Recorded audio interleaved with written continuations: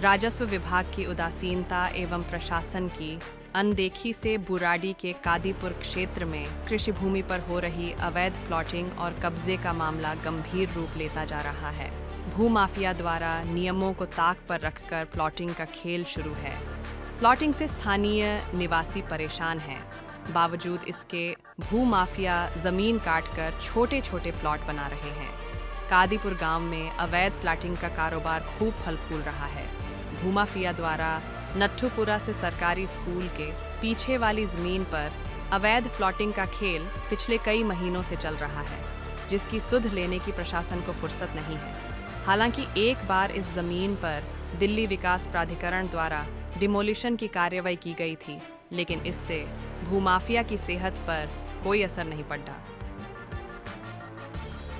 कृषि भूमि का अंधाधुंध व्यावसायिक उपयोग पर्यावरणीय संतुलन को अलग बिगाड़ रहा है। बुराड़ी में सक्रिय भूमाफिया न्यायालय के आदेशों और भूमि नियमों की भी अनदेखी कर रहे हैं।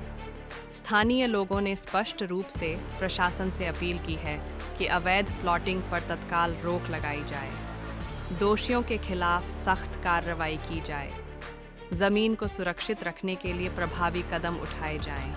ये पहली बार नहीं है जब इस मुद्दे को उठाया गया हो।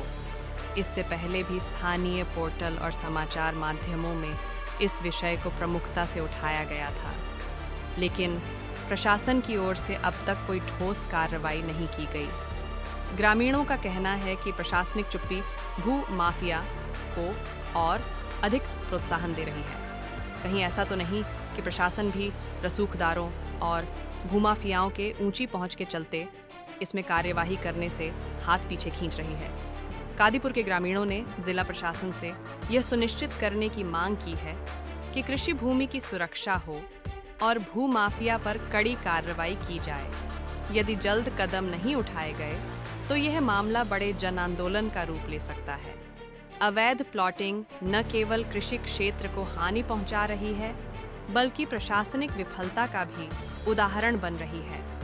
अब यह देखना होगा कि क्या प्रशासन इस मामले में सक्रिय होकर किसानों और पर्यावरण के हित में कार्रवाई करता है या यह मुद्दा फाइलों में ही दबकर रह जाएगा।